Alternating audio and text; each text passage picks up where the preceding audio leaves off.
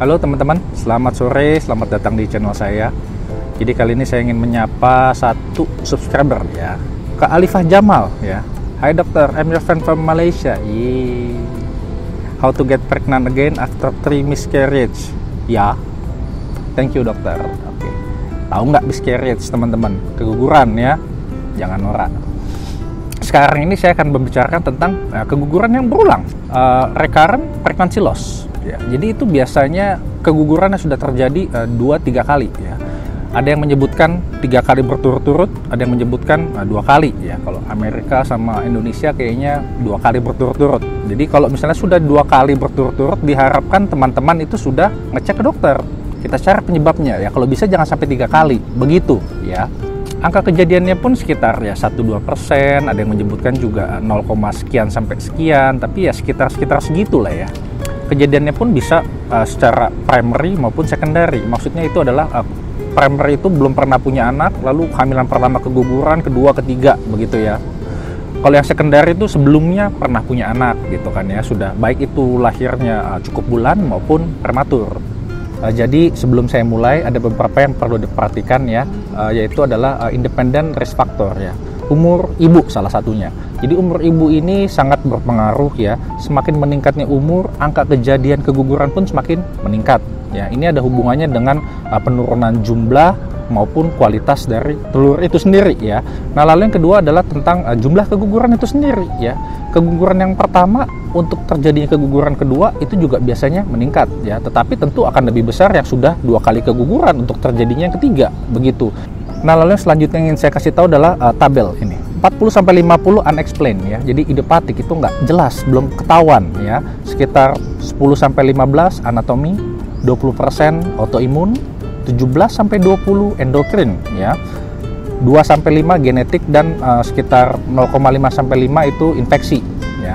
Jadi di sini sekitar 50% itu juga ternyata belum diketahui teman-teman. Ya mungkin sebenarnya 50% ini bukannya tidak diketahui, tapi untuk teknologi sekarang mungkin belum ketemu ya. Belancerta nanti 10 tahun lagi atau 20 tahun lagi mungkin ketemu ternyata penyebabnya apa aja gitu kan ya.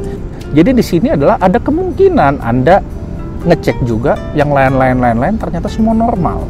Itu masih ada ya, kemungkinannya semacam itu tuh ada. Nah, lalu juga yang mesti diingat adalah keguguran berulang ini tidak termasuk ya apabila misalnya teman-teman punya sebelumnya hamil anggur gitu, ataupun ektopik ya, ataupun misalnya ada yang pada asisted itu yang bayi tabung gitu karena gagal implantasi, itu tidak termasuk di sini. Nah, lalu sekarang kita mulai dari genetik ya. Jadi genetik ini memang berpengaruh ya. Kalau dulu kita bicara tentang BO, genetik berpengaruh besar gitu kan ya, BO. Tapi kan apabila sudah terjadi sekali, 2 kali, ini sudah termasuk berulang, ini biasanya ada sesuatu teman-teman ya. Ya meskipun itu genetik bisa saja terjadi kedua kalinya, tetapi faktor-faktor yang lain juga cukup banyak. Dan kelainan genetik ini pun biasanya terjadi meningkat seiring dengan umur ya. Dan kejadiannya itu pun pada saat trimester awal atau kehamilan yang awal-awal sekali ya. Ini biasanya genetik. Nah, lalu yang kedua tentang anatomi faktor ya. Di sini 10-15%. Angkanya biasanya setiap literatur itu sedikit-sedikit berbeda ya, tapi ya mirip-mirip lah ya, nggak beda-beda jauh. Nah, sekarang bicara tentang anatomi ini biasanya teman-teman itu ada sesuatu yang mengganggu di dalam kavum uteri ya. Jadi mengganggu pertumbuhan ya kan. Ini bisa didapat maupun kongenital, sudah bawaan gitu kan ya. Yang bawaan misalkan ternyata sudah ada septum gitu, sudah ada sekat ternyata. Nah, itu bisa mengganggu perkembangan ataupun implantasi begitu. Ini pun angka kejadian untuk terjadi keguguran apabila terjadi septum ini ya cukup tinggi juga. Kalau ternyata dilihat ada septum lalu dibuang, keberhasilan untuk hamilnya itu cukup tinggi ya, bisa meningkat 80-an%. Nah, lalu juga ada yang didapat. Misalkan tiba-tiba ada miom, dulu nggak ada miom, sekarang ada miom, mengganggu itu kavumnya. Dulu tidak ada polip, sekarang ada polip. Itu biasanya mengganggu teman-teman ya. Jadi kalau misalnya ada semacam ini pun ada baiknya juga dibuang juga. Nah, lalu permasalahan anatomi yang lain adalah misalkan permasalahan pada mulut rahim, insufficiency cervix ya. Jadi kuncinya nggak bagus pada saat trimester 2 ini biasanya terjadi, itu kuncinya itu terbuka pelan-pelan, bayi keluar gitu kan ya. Nah, ini biasanya bisa mengakibatkan abortus ataupun prematur ya kan. Nah, biasanya kalau sudah tahu ini ada semacam ini gitu, nanti kita akan melakukan shortage, dikunci lagi gitu. Nah, lalu juga sekarang imun ya. Jadi imun ini menyumbang sekitar 20% ya kan. Biasanya itu imun ini karena adanya APAS ya, anti-phospholipid syndrome.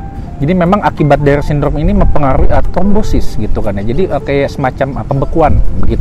Nah, hal inilah yang menghambat sel-sel sitotoplast gitu ya, pembentukan plasenta ataupun menghambat invasinya. Biasanya dicek di sini pun antikardiolipin atau lupus. Nah, teman-teman sering dengar kan lupus gitu kan ya. Nah, itunya juga dicek semua nanti. Nah, di situ nanti ketahuan ada apa enggak.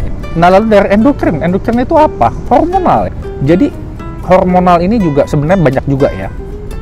Metaboliknya itu biasanya tiroid dan diabetes ya. Jadi pada tiroid ini juga terkadang bisa terjadi permasalahan apabila misalnya hormonnya itu setelah dicek ternyata Anda itu hipotiroid atau hiper, apalagi overt gitu kan ya, lewat batas. Nah, hal seperti ini sangat berpengaruh. Begitu juga dengan diabetes, teman-teman. Apabila teman-teman diabetes apalagi yang tidak terkontrol gitu kan ya, HbA1c-nya itu cukup tinggi begitu kan. Ini juga sedikit banyak mempengaruhi ya.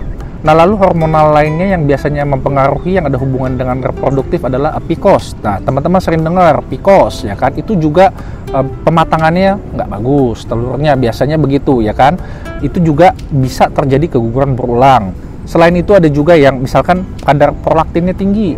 Nah, lalu juga selanjutnya adalah masalah pembekuan darah, trombofili ya. Ini juga suka terjadi nih teman-teman.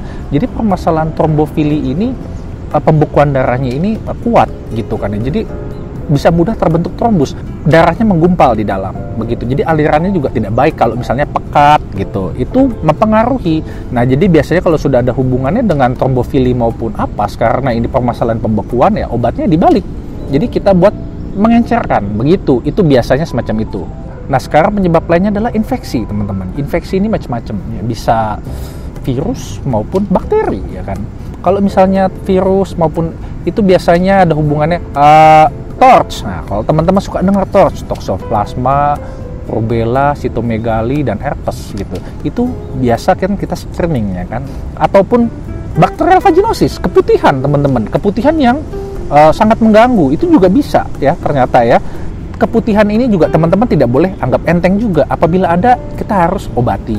Itu. Nah, lalu juga hal-hal lainnya adalah misalkan kegemukan, obesitas ya, yang BMI-nya di atas 30 itu berpengaruh. Nah, banyak kan teman-teman suka bicara ini kalau bisa berat badannya juga dikurangi. Nah, tujuannya yaitu apabila berat badannya turun, diharapkan telur yang dihasilkannya juga bagus ya.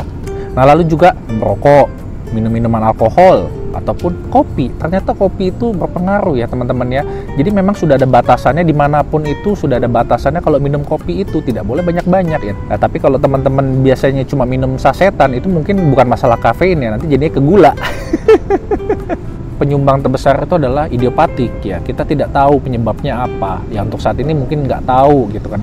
Tetapi ada hal bagus bahwa di antara yang idiopatik ini tidak tahu penyebabnya itu sekitar 65% lebih lah itu bisa terjadi kehamilan. Lalu sekarang kita balik ke pertanyaan Kak Alifah Jamal, bagaimana cara supaya kita bisa hamil lagi setelah 3 kali keguguran. Jadi meskipun sekitar 50% ini kita tidak tahu ya teman-teman ya, bisa nggak ketemu maksudnya begitu kan ya, tetapi 50% ini kita bisa ngecek sebelumnya ya kan, yang mulai dari genetik, anatomi apakah nanti ada permasalahan dari rahimnya, apakah ada sekat, apakah ada miom, polip, apakah ada autoimun misalnya APAS, nanti diobati, ataupun misalkan ada penyakit hormonal seperti diabetes, tiroid gitu kan, ataupun yang lain-lain. Itu dengan kita mengeliminir semacam itu ya teman-temannya, itu sudah bisa meningkatkan.